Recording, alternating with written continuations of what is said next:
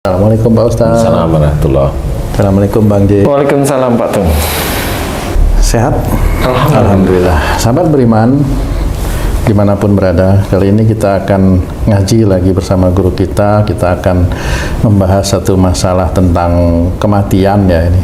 Nah, Pak Ustadz, Bang J, sebenarnya kematian itu bagaimana sih sebenarnya Pak Ustadz? Karena kan yang pernah kami lihat itu ada seorang ustadz itu lagi ngisi kajian, tahu-tahu dia diem gini terus tersungkur meninggal. Lagi sholat juga ada. Lagi sholat juga ada ya, sholat kalau tidak salah subuh tuh terus tahu-tahu langsung jatuh gitu ya. Atau lagi sujud nggak bangun lagi. Lagi sujud nggak bangun lagi, tahu-tahu meninggal. Sebenarnya apa yang menyebabkan manusia itu kok meninggalnya itu bermacam-macam cara Pak Ustadz itu? Iya. Bismillahirrahmanirrahim. Assalamualaikum warahmatullahi wabarakatuh. Waalaikumsalam warahmatullahi wabarakatuh. Amin ya rabbal alamin. Alhamdulillah. Sudah diceritakan bahwa semua yang bernyawa itu pasti mati. Itu sudah diceritakan dalam Quran.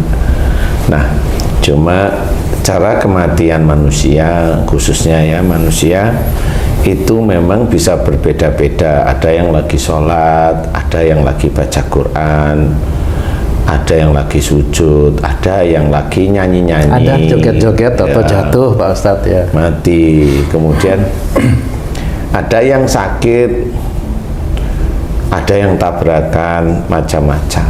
Nah, yang harus kita ketahui bahwa semua yang bernyawa pasti mati itu, khususnya bagi manusia itu harus dihubungkan dengan Allah itu tidak berbuat zalim pada hambanya. Itu harus dikunci dengan itu dulu. Karena kadang-kadang orang itu kalau orang itu membicarakan orang yang mati atau meninggal itu bilang, oh itu sudah takdirnya, sudah betul.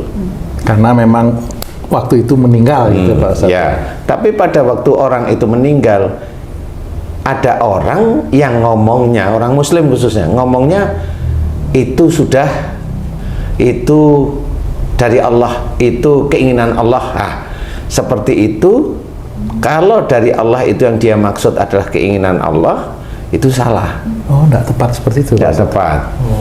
Karena orang yang selama ini Allah inginkan meninggalnya itu, yang harus kita ketahui itu, yaitu para nabi dan rasul.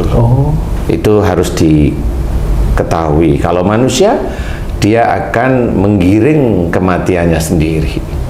Jadi kematian manusia itu tanpa disadari dia yang membuat sendiri gitu? Ya, dia akan membuat sendiri. Bisa dianalogikan Ustaz, kalau kecelakaan orang mati itu takdir, tapi sebabnya dia ugal-ugalan, dia apa, itu seperti itu mungkin? Ya, jadi umpamanya pada saat dia tabrakan mati, itu takdir sudah betul.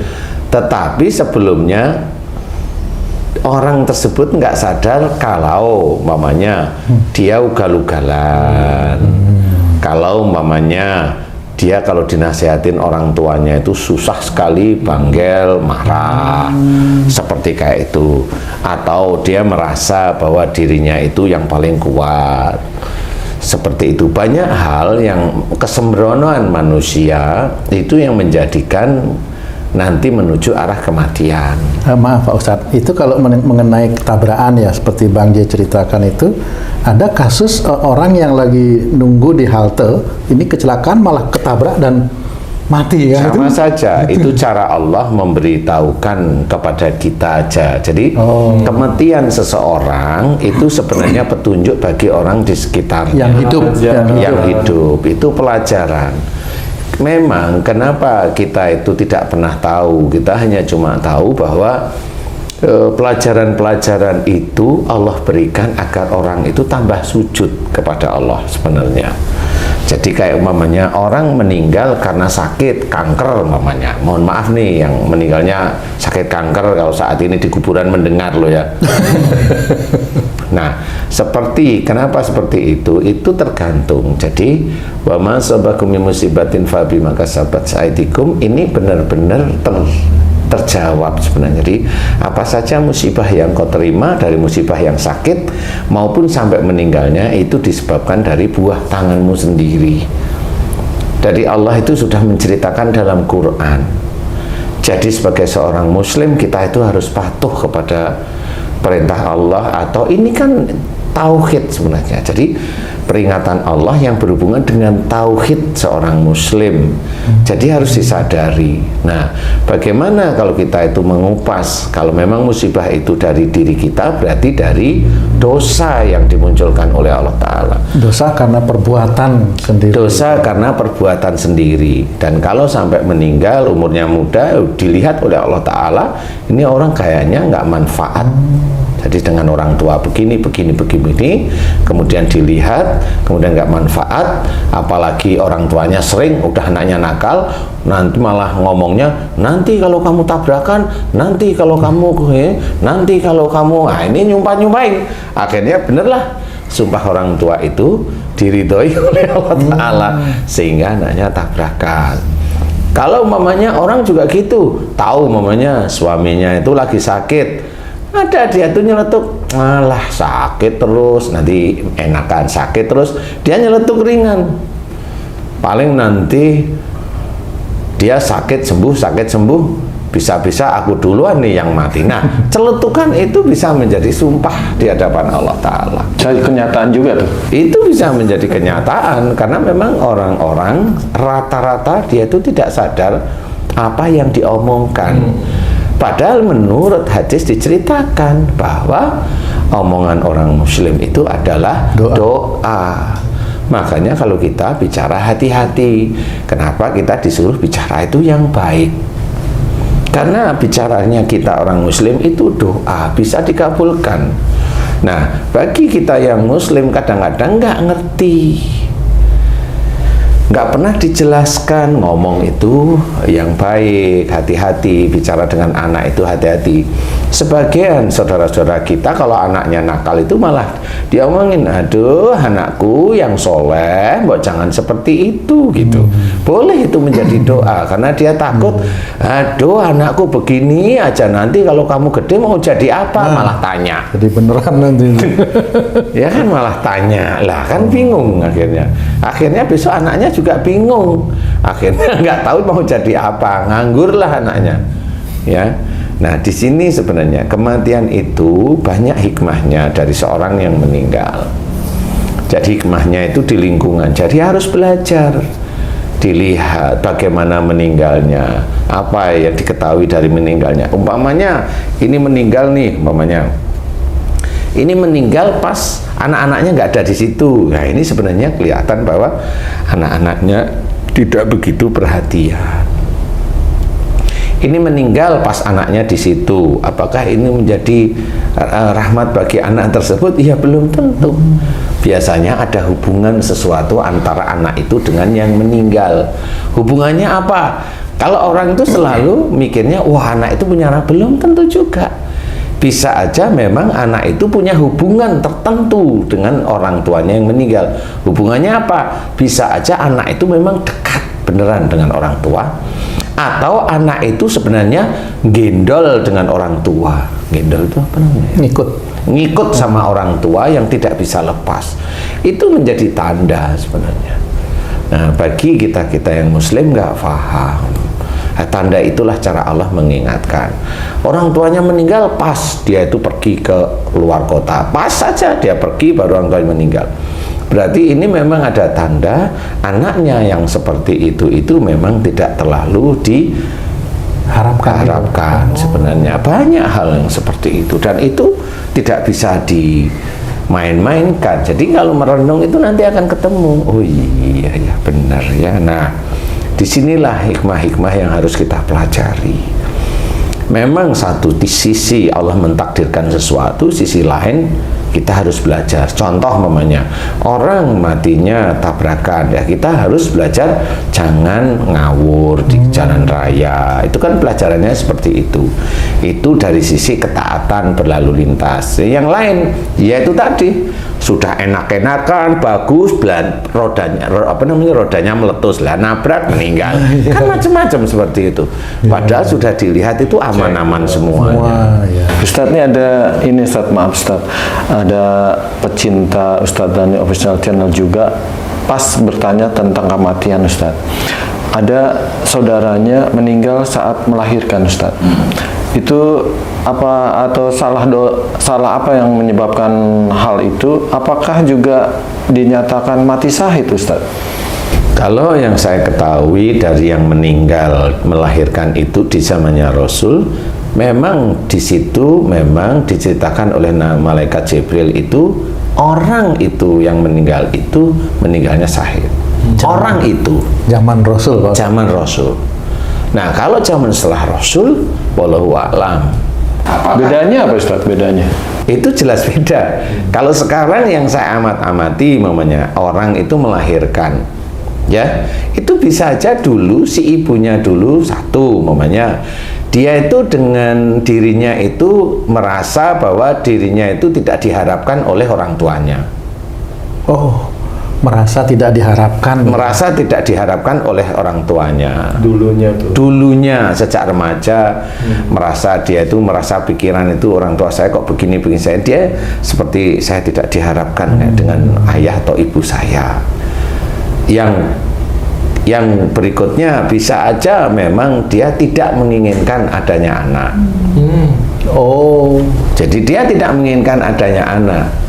Nah, kalau dia sudah bersumpah seperti itu, ya nanti Allah melihat. Kalau memang dia tidak menginginkan anaknya lahir, dia bisa meninggal.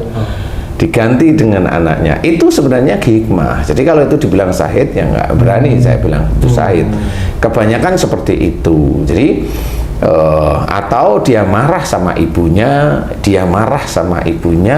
ya seperti itu marahnya. Apa istilahnya itu membeda-bedakan sehingga gini akhirnya dia sendiri punya pikiran bahwa memang kayaknya saya tidak berguna deh gitu. Dan itu menjadi dalam. Nah, di titik itulah Allah mulai menulis sumpahnya dia sendiri. Jadi makanya istilahnya itu omongannya orang muslim itu doa itu memang harus kita perhatikan siapapun. Jadi kayak banyak memang. Jadi ini memang kan sebenarnya rahasia yang dari dulu belum pernah terungkap ya Pak Ustadz. Sementara kan kalau orang mati itu dikatakan sudah ajalnya sudah sampai di situ karena sudah ditulis di Lauhul Mahfuz kan itu tuh. Hikmah dari kematian itu kita belum tahu. Tahu karena kan menjadi satu rahasia. Tapi Pak Ustadz bisa mengungkap itu dan terus terang saya mengalami itu Pak Ustadz itu yang itu bisa aja nanti saya duluan meninggal itu saya mendengar kalau saya dari siapa? Dari ibu saya Pak Ustadz. Dengar kamu? Dengar. Pas waktu apa? Pas waktu ngobrol-ngobrol aja. Gimana? Mama itu bilang, wah papamu tuh kayaknya umurnya sih panjang. Mama ini yang bisa duluan Mama. Itu Pak Ustadz.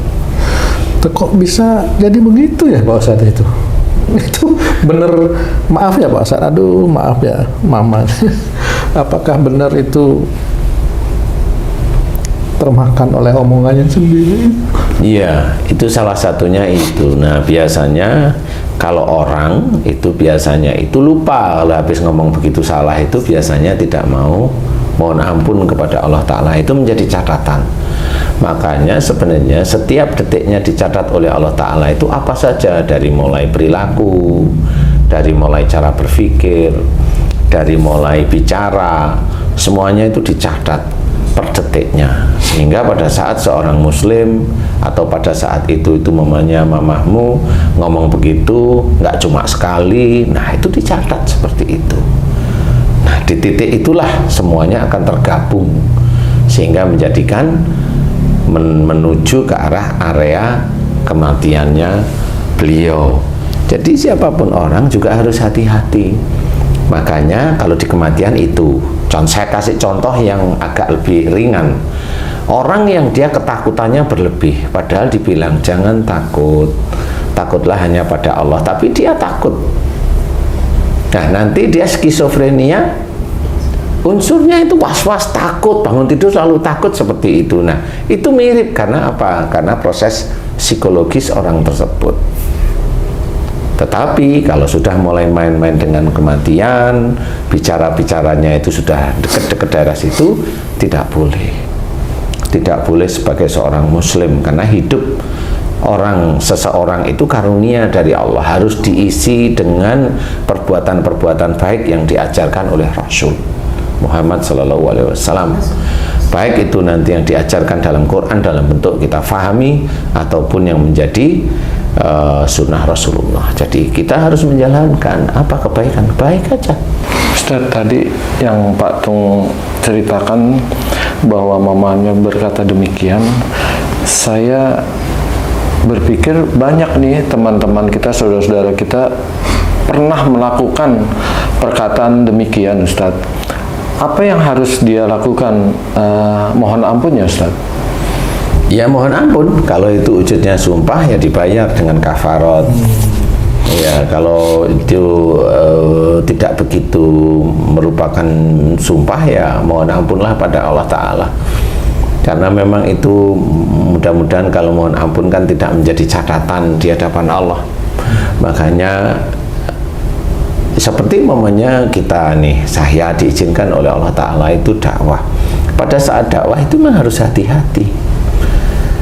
Harus hati-hati bahwa pada saat dakwah itu tetap dinilai oleh Allah Ta'ala melalui dua malaikat, Raqib atau Atid yang kita percayai. Raqib yang ada di mencatat kebaikan, Atid yang mencatat keburukan manusia. Nah, di situ setiap kali kita itu berucap, setiap kali kita itu menerangkan sesuatu, itu harus benar-benar kita fahami. Gitu. Apalagi kalau kita menerangkan sesuatu ilmu, kita sudah mengerjakan belum, karena itu terkait semua, Ji. Sehingga nanti akan tercatat, oh ini baik di hadapan Allah Ta'ala. Makanya hati-hati berbicara, hati-hati mengerjakan sesuatu yang tidak baik. Bicara tidak baik pun, nih barusan saya cerita, Tung aja sudah cerita bahwa saya mendengar sendiri mama saya ngomong seperti itu. Nah, disinilah kita harus pahami, hati-hati dengan sumpah. Walaupun tidak bersumpah secara letterlek bahwa saya bersumpah demi Allah, enggak. Tetapi kalau dia itu bersumpah tentang sesuatu, itu kalimat itu sudah jelas bahwa kalimat yang diucapkan itu kalimat sumpah.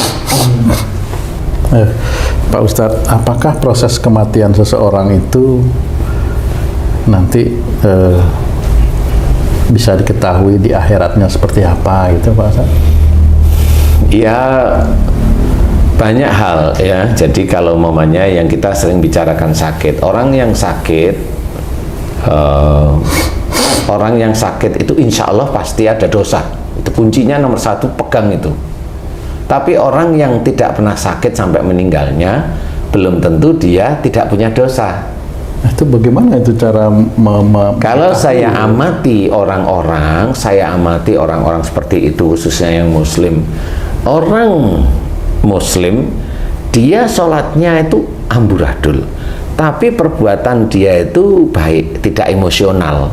Itu bisa sampai meninggalnya itu dia hanya sakit pada saat mau meninggal aja. Itu yang namanya husnul khotimah itu belum tentu. Karena sholatnya amburadul. Oh iya. Tapi dia sehari-hari baik, tidak emosional, tidak ini. Dia nggak kelihatan sakit, tapi pada waktu mau meninggal sakit, mati. Nah, ada orang yang dia sholatnya mulai tertib. Nah, pada saat dia mulai tertib sholat, dia mulai sakit. Nah, di situ bisa menjadi jawaban bahwa disitulah Allah menegur bahwa dia itu imannya naik, tapi dosanya juga masih besar. Diingatkan oleh Allah Ta'ala untuk tobat di titik dosa-dosanya yang dia sering kerjakan. Selain dia mengerjakan ibadah, dia juga harus mengerjakan mohon ampunan. Berarti sakitnya orang yang anggaplah imannya itu cukup kuat di hadapan Allah beda dengan sakitnya orang-orang yang imannya tidak terlalu kuat. Ya, beda. Gimana caranya tahu itu? Jadi memang ini sebenarnya menurut saya ini ilmu Allah. Ini rahasia ini Pak Ustaz. Jadi ini ilmu Allah yang saya mencoba mengamati. Kenapa ini ada orang nih nggak sakit? Dia nggak sakit, tapi saya amati ibadahnya itu kurang bagus ya. Tapi saya amati, memang dia nggak emosional, biasa aja. Standar saja, dimarahin ya biasa, nggak ini dimaki ya biasa gitu. Dia stabil di situ aja. Itu memang nggak sakit. Serius, orang-orang seperti nggak, termasuk orang-orang yang non Muslim. Kalau dia memang nggak emosional, nggak sakit kok. Insya Allah nggak sakit. Nah, di titik itulah kita belajar. Kenapa? Memang sakit itu rata-rata diawali dari emosi, kaku, egois, suuzon dan sebagainya itu, dan teman-temannya itu. Nah, orang yang stabil, dia nggak terlalu suuzon, ya dia jarang pusing. Dia jarang pusing. Dia yang tidak emosional, ya dia biasa aja tubuhnya, tensinya ya normal-normal aja. Coba kalau mamanya dia penakut, khawatir tinggi, oh itu tensinya rendah nanti. Oh. Jadi sebenarnya perilaku manusia itu menyetir organ di tubuhnya dia. Makanya di situ diperlihatkan bahwa nanti orang itu meninggalnya mau apa itu sudah diperlihatkan oleh Allah Ta'ala sejak dini. Kalau dia berani melawan orang tua, dikasih tahu, dinasehatin, melawan, padahal dinasehatin untuk masa depan dia melawan, nggak mau tahu, tabrakan mati. Kenapa? Karena dia nggak mau dengar nasihat untuk masa depannya dia. Nah, udah mati aja. Jadi dianggap ini tidak manfaat oleh Allah. Itu dianggap tidak manfaat oleh Allah Ta'ala. Saya teringat ketika tempo hari saya bertanya sama Pak Ustadz nih, Pak. Saya tanya tentang mama, mohon maaf ini ya, boleh nggak saya ceritakan? Mama udah nggak ada loh, mudah-mudahan ini jadi pelajaran buat saya. Saya tanya Pak Ustadz, mama itu tak pernah sakit, saya tanya.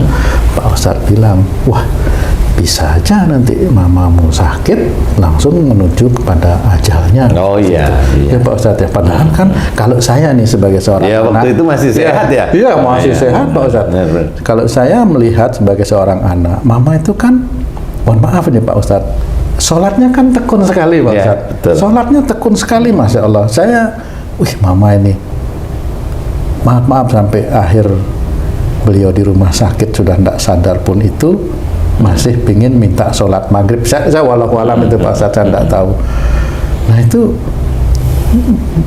bagaimana bisa terjadi seperti itu Pak Ustadz, yang kelihatan sholatnya beliau itu tekun, tapi kok di akhir hayatnya seperti yang Pak Ustadz sampaikan malah benar terjadi gitu. Iya, jadi sebenarnya itu rahasia Allah. Cuma begini, saya hanya berpikir begini, memang kan pengalaman ya, pengalaman yang sering saya amati dari pasien itu kan kelihatan. Jadi kalau kelihatan sejak muda sampai umur 60 itu dia nggak pernah sakit, tapi dilihat sehari-hari sholatnya tekun, oke. Tapi dilihatnya apa? Berani ndak melawan suami kalau mama? Sering ngecek nggak dengan suami kalau mamamu nih? Sering ngomong yang nggak baik nggak dengan suami di hadapan anak-anak? Nah, di titik itu nanti memang tidak diberikan sakit oleh Allah Ta'ala, karena akan menjadi pelajaran. Mamanya, pelajarannya begini nih, kalau mamanya mamah kamu, mamanya waktu itu sering tidak nyalain suami, berarti sejak awal beliau akan, selain sholatnya tertib, beliau akan belajar menjadi makmum yang baik. Kalau menjadi makmum yang baik, berarti nanti ada pengurangan sesuatu yang baik. Kalau mamanya ada salah, pasti ada sering mohon ampun. Cara bicaranya bagaimana mamahmu, kan kamu ingat nih. Iya. Mamanya mamah itu bilang, mamanya mohon maaf nih, pokoknya protes terhadap papahmu lah. Nah, protes ini sebulan berapa kali? Waduh, itu sering sekali. Sebulan aja. Nah, sekian puluh tahun itu protesnya kan kelihatan. Yang kamu dengar aja itu udah berapa kali. Nah, di titik itulah sebenarnya beliau itu, mohon maaf ya, beliau itu ya protes dengan kehidupannya umpamanya. Nah, cuma bagaimana saya bisa cerita itu? Karena saya melihat dari sampai umur 60 ke atas ini memang belum sakit. Nah, saya memperkirakan besok sakitnya itu langsung ditumpuk menjadi satu dan menuju ke arah kematian. Kenapa menuju ke arah kematian? Menujunya itu cepat. Satu, barangkali dulu cara mamahmu nyari rezeki itu halal. Kalau cara nyari rezeki halal itu berhubungan juga dengan kematian. Dengan kematiannya, dia diperpendek sakitnya. Oh, sakitnya diperpendek. Iya. Tapi kematiannya tetap. Tapi kematiannya tetap. Karena sudah terjadi. Karena memang kalau orang itu cara nyari rezekinya itu haram, sakitnya itu panjang dulu. Seperti itu. Jadi Allah itu akan memberitahu bahwa rezekimu itu memang menjadi pelajaran bagi kamu. Ya, cara nyarinya itu haram sebenarnya. Itu cara sakitnya itu panjang. Sakit sembuh, sakit sembuh, sakit sembuh, seperti itu. Kenapa begitu, Pak Ustadz? Saya mengamati aja, bukan karena saya ini ya. Maksudnya supaya hartanya habis dulu gitu? Iya. Bagaimana? Oh, gitu, Pak Ustadz? Iya, itu cara Allah. Itu menandakan bahwa di hartanya dia, ini bukan mamahmu ya, yang haram itu, kenapa sakit sembuh, nggak puas di Indonesia, keluar negeri, berobat, iya berobat seperti itu, ada harta yang haram sebenarnya.